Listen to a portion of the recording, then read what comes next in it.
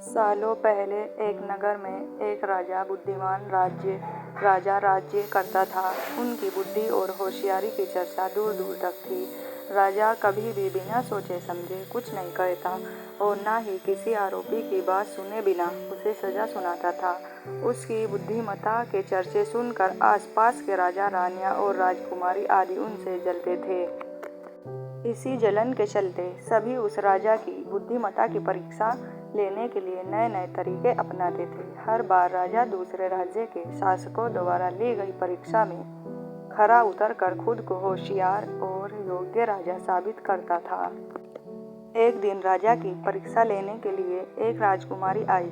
उसके हाथों में 2 फूलों की माला थी। दोनों माला में से एक असली फूलों से बनी थी और दूसरी नकली से। उन दोनों मालाओं को देखकर उनका ये भेद बिल्कुल पता नहीं चल पाता था। इसी वजह से राजकुमारी ने राजा के सामने दोनों मालाएं रखकर पूछा, हे राजन, अगर आप बुद्धिमान हैं तो बताइए कि इनमें से कौन सी माला असली। राज दरबार में बैठे सभी दरबारी माला को देखकर हैरान थे, क्योंकि किसी को समझ नहीं आ रहा था कि असली फूलों की माला कौन सी है।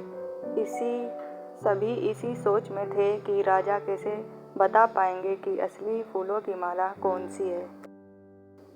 राजा भी माला को देखकर परेशान होने लगे। उसी वक्त उनके दिमाग में कुछ तरकीब आई। उन्होंने तुरंत अपने एक सेवक से कहा, बगीचे की खिड़कियों को खोल दो। सेवक ने बगीचे की खिड़की को जैसे ही खोला तो राजा ने देखा कि फूलों में बैठी मधुमक्खियां खिड़कियों से राज दरबार में आ रही है। वो कुछ देर मधुमक्खियों को ही देखते रहे। जैसे ही एकाध मधुमक्खी एक फूल की माला में बैठी, वैसे ही राजा ने कहा कि अब मैं बता सकता हूँ कि असली माला कौन सी है।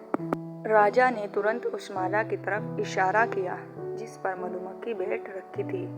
राजा की होशियारी देखकर दरबार में मौजूद सभी उनकी तारीफ करने लगे।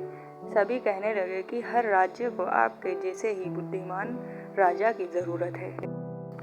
राजकुमारी भी राजा की बुद्धिमत्ता देखकर खुश हो गई। उसने भी बुद्धिमान राजा की तारीफ में कुछ शब्द कहे और वहां से अपने राज्य की ओर निकल पड़ी। दोस्तों, कहानी से सीख, अगर व्यक्ति अपनी बुद्धि का इस्तेमाल करे तो वो हर प्रश्न का सही जवाब तलाश सकता है और हर मुसीबत का हल भी निकाल लेता है।